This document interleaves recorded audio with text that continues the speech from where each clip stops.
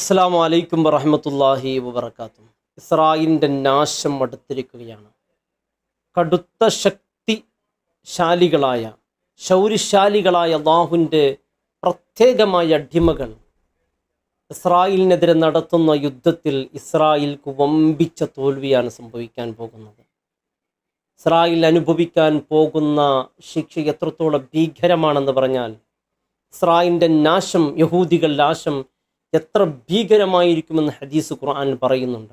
അവരനുഭവിക്കാൻ പോകുന്നത് ഇസ്രായേലിനെക്കാളും ശക്തരായ ഫിർഔൻ, നമ്രൂദ്, അങ്ങനെ ഒരുപാട് കാറൂനെ പോലത്തെ ആളുകളെ മുസ്ലിമീങ്ങളെ കണ്ടവരാണ്.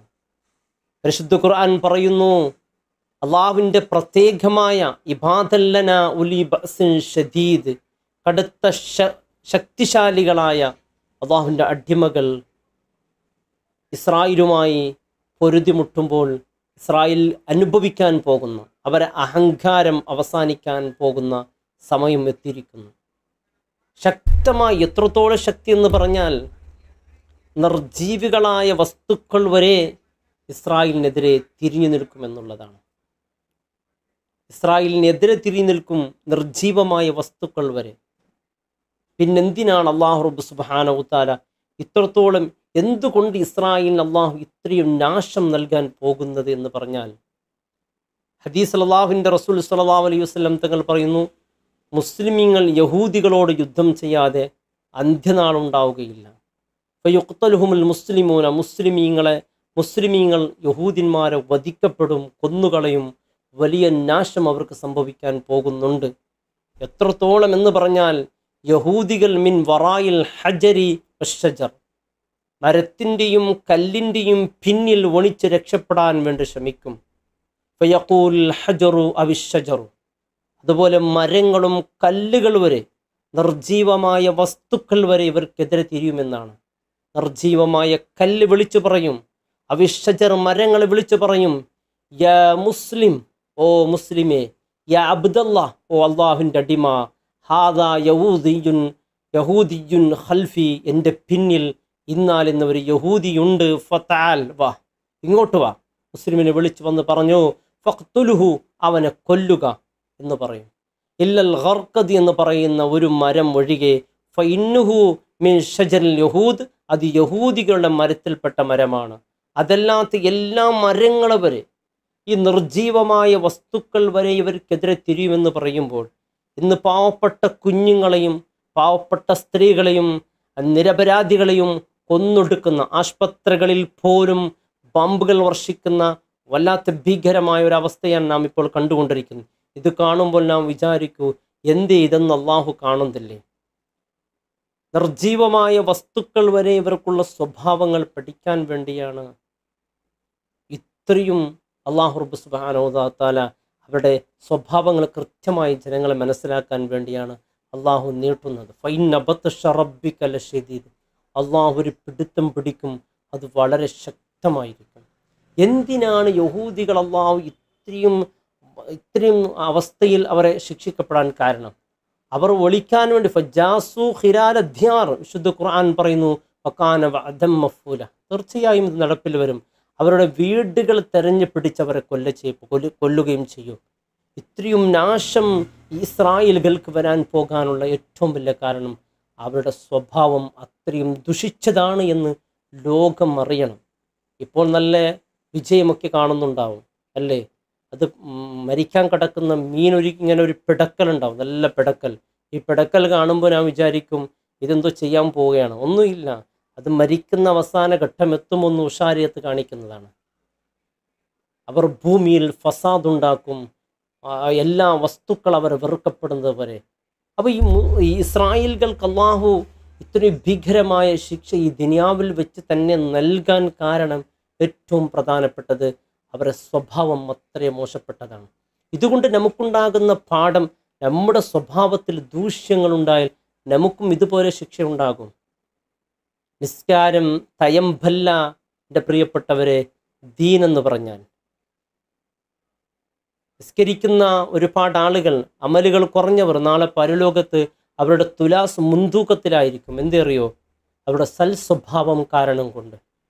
നിസ്കാരം കൊണ്ട് അല്ലെങ്കിൽ നിസ്കാരം തയമ്പ് കൊണ്ട് ഒരാൾ വിജയിക്കുകയാണെങ്കിൽ ആയിഷ റളിയല്ലാഹു അൻഹ ചോദിച്ചു, യാ റസൂലല്ലാഹ്, നബിയെ, രാത്രി മൊത്തം നിസ്കരിക്കുന്ന, പകൽ മുഴുവനും നോമ്പ് നോക്കുന്ന, ഒരു നിമിഷം പോലും അള്ളാഹുവിൻ്റെ ഇബാദത്തിൽ കഴിയുന്ന ഒരു പെണ്ണുണ്ട് നബിയെ, അവളെക്കുറിച്ച് അങ്ങയുടെ അഭിപ്രായം എന്ത്? പക്ഷെ അവർക്കൊരു ചെറിയൊരു സ്വഭാവമുണ്ട്. കാരണം അയൽവാസികളെ മറ്റും ഉപദ്രവിക്കുന്ന അവളുടെ സ്വഭാവം അത്ര ശരിയല്ല. ബാക്കി എല്ലാ കാര്യവും ഓക്കെയാണ്, ഇബാദത്തിൻ്റെ കാര്യത്തിലും നമസ്കാരം എല്ലാ വിഷയത്തിലും അവൾ ഓക്കെയാണ്. പക്ഷെ സ്വഭാവം അത്ര ശരിയല്ല, അയൽവാസികളൊക്കെ ബുദ്ധിമുട്ടിക്കുന്നവളാണ് എന്ന് പറയുമ്പോൾ മുത്തായ ഹബീബ് സല്ലല്ലാഹു അലൈഹി വസല്ലം തങ്ങൾ അവളെക്കുറിച്ച് പറയുന്നത് ഹിയ ഫിന്നാർ, അവൾ നരകത്തിലാണ്. പാവങ്ങളെ ഉപദ്രവിക്കുന്ന സൽസ്വഭാവികളല്ലാത്ത എല്ലാവരും, നോക്കൂ, ഒരു സൽസ്വഭാവത്തിൻ്റെ ഇനത്തിൽപ്പെട്ട ഓരോന്നും അത്ഭുതമാണല്ലോ, അതിന് പ്രതിഫലം അത്ഭുതമാണല്ലോ. ഒരു പാവങ്ങളെ സഹായിക്കൽ, സഹകരിക്കലൊക്കെ ഇത് നല്ല സ്വഭാവമാണ്. മറ്റുള്ളവരോട് കരുണം ചെയ്യുക. കരുണയില്ലാതെ കണ്ട് ആ പാവം കുഞ്ഞുങ്ങളെ കൊന്നുകളയുന്ന ഇസ്രായേലുകൾ തീർച്ചയായും ഇത്തരത്തിലുള്ള ശിക്ഷകൾ അനുഭവിച്ചില്ലെങ്കിൽ പിന്നെ ആരാണ് അനുഭവിക്കുന്നത്? അസ്സഹിയു വലൗ കാന ഫാസിക്കൻ, അവൻ ഫാസിക്കാണെങ്കിലും ശരി ഹബീബുല്ലാ എന്ന് പറഞ്ഞത്, അള്ളാഹുവിന് ഇഷ്ടപ്പെട്ട ആളെന്നാണ്. അതേസമയത്ത് വൽ ബഖീലു, അവൻ അദുവുൽ, അള്ളാഹുവിൻ്റെ ശത്രുവാണ്. വലൗ കാന ആബിദൻ, അവൻ ആബിദാണെങ്കിലും ശരി എന്നാണ്. ഇപ്പോഴെന്ത് മനസ്സിലായി?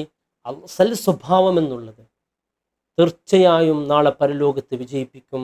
ഇസ്രായേലുകൾ ഇത്രയും കഠോരമായ ശിക്ഷ അവരനുഭവിക്കാൻ കാരണം നാളെ പരലോകത്ത് വളരെ മോശമായതും ദുനിയാവിലും അതിശക്തമായ എല്ലാ വസ്തുക്കളും, നിർജീവമായ വസ്തുക്കൾ വരെ വെറുക്കപ്പെടുന്ന ഒരു സമൂഹം ലോകത്തില്ല. അതുണ്ടെങ്കിൽ ഇസ്രായേലികളായ യഹൂദികൾ മാത്രമാണ് എന്ന്, അവരെ വധിക്കപ്പെടുമെന്ന് പറയുമ്പോൾ എൻ്റെ പ്രിയപ്പെട്ടവരെ, എന്തിനാണ് അവർക്ക് അള്ളാഹു ഇത്രയും വലിയ ശിക്ഷ നൽകി അവരെ നശിപ്പിച്ച് കളയാൻ കാരണം? അവരുടെ സ്വഭാവം അത്രയും മോശപ്പെട്ടതാണ്.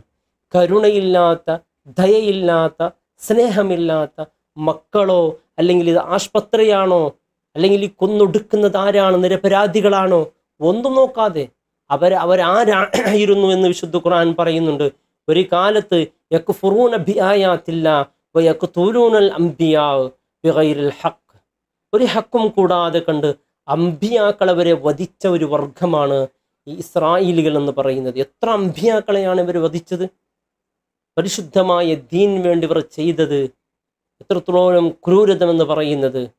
പാവങ്ങളൊന്നും നോക്കാതെ വേണ്ടതുപോലെ പലരെയും അടിമകളാക്കി വധിക്കപ്പെട്ട്, പലരെയും നിരപരാധികളായ ഒരുപാട് ആളുകളെ ശിക്ഷിച്ച് ചുട്ടുകരിച്ചു കളഞ്ഞ ഈ വിഭാഗത്തിന് അള്ളാഹു ശിക്ഷ നൽകില്ലെങ്കിൽ പിന്നെ ആർക്കാണ് നൽകുന്നത്? പക്ഷേ ഇവർക്ക് ശിക്ഷ നൽകാതെ ഇങ്ങനെ നീട്ടിവെക്കുന്നതിൻ്റെ കാരണം ലോകം മൊത്തം അറിയണം ഇവർക്കുള്ള സ്വഭാവം എന്താണ്, കൃത്യമായി അവരെ അറിഞ്ഞ് വിലയിരുത്തണം. ഇല്ലെങ്കിൽ പെട്ടെന്ന് അള്ളാഹുവിനെ ശിക്ഷ നൽകുമ്പോൾ, ഈ അടുത്താണല്ലോ വിമാന ദുരന്തത്തിൽ മുസാഫ് കരിയാതിരിക്കുമ്പോൾ പലരും പറഞ്ഞത്, മുസാഫ് കരയാതിരുന്നത് ആ ദൈവത്തിന് ആൾക്കാരെ രക്ഷപ്പെടുത്താൻ പറ്റില്ലല്ലോ, ആ ദൈവം മുസാഫിനെ മാത്രമാണ് രക്ഷപ്പെടുത്തിയത് എന്ന രീതിയിലൊക്കെ വീഡിയോകൾ നാം കണ്ടവരാണ്. അങ്ങനെ പറയും ജനങ്ങൾ. അപ്പം ജനങ്ങൾ കൃത്യമായി ഇവർക്കുള്ള സ്വഭാവം അവർ അറിയണം. ഇവിടുത്തുള്ള നിർജീവ വസ്തുക്കൾ പോലും അവരെ കുറിച്ചറിയാൻ വേണ്ടിയാണ് ഇങ്ങനെ അള്ളാഹു നീട്ടിവെക്കുന്നത്. അള്ളാഹു തീർച്ചയായും ഒരു പിടി, ഷദീദ്, അത് വല്ലാത്തൊരു പിടിയായിരിക്കും. ഇന്നും ഫിർഔനെ പിടിച്ചു വെച്ചിട്ടുണ്ടല്ലോ, പഠിക്കാൻ വേണ്ടിയാണ്, അതുകൊണ്ട് പാഠം ഉൾക്കൊള്ളാൻ വേണ്ടിയാണ്. അത് കണ്ടിട്ടും നാം പാഠം ഉൾക്കൊള്ളുന്നില്ലെങ്കിൽ കടുത്ത ശിക്ഷ അനുഭവിച്ചേ പറ്റൂ. അള്ളാഹു കാത്തുരക്ഷിക്കട്ടെ. നാം ഇസ്രായേലികളെപ്പോലെ കരുണയില്ലാത്തവരും അനുകമ്പമില്ലാത്തവരും ദുസ്വഭാവത്തിൻ്റെ ഉടമകളുമായാൽ മറ്റുള്ളവരെയും അപരനെയും ഒരു ഹക്ക് കൂടാതെ കണ്ട് ആക്രമിക്കാൻ, ദ്രോഹിക്കാൻ തുടങ്ങിയാൽ നാം ഇതനുഭവിക്കേണ്ടി വരും. അള്ളാഹു കാത്തുരക്ഷിക്കട്ടെ. നാം അനുഭവിക്കുമ്പോൾ, ഉപദ്രവിക്കുമ്പോൾ, ദ്രോഹിക്കുമ്പോൾ, മറ്റുള്ളവരുടെ കരുണ കാണിക്കാതിരിക്കുമ്പോൾ നമുക്ക് മനസ്സിനൊരു സന്തോഷമൊക്കെ ഉണ്ടാകും. പക്ഷേ അനുഭവിക്കേണ്ടി വരും. നമ്മെക്കൊണ്ട് ഒരാൾക്കും ഒരു ഉപദ്രവം, നമ്മെ കണ്ടാൽ ആൾക്കാർക്ക് തോന്നണം ഇവനെ കൊണ്ട് ഒരു ഉപദ്രവവും എനിക്കുണ്ടാവുകയില്ല, എന്നാൽ നീ സ്വഭാവിയാണ്. നിന്നെ കാണുമ്പോൾ തന്നെ മറ്റുള്ളവർക്ക് പേടിയാണോ, എന്നാൽ നീ മോശപ്പെട്ട ആളാണ്. അള്ളാഹു കാത്തുരക്ഷിക്കട്ടെ. അതാ ഇസ്രായേലിൻ്റെ അന്ത്യം എത്തിയിരിക്കുന്നു. അള്ളാഹു റബ്ബ് സുബ്ഹാനഹു തആല മുസ്ലിമീങ്ങൾക്ക് രക്ഷ നൽകി അനുഗ്രഹിക്കട്ടെ. അസ്സലാമു അലൈക്കും വറഹ്മത്തുള്ളാഹി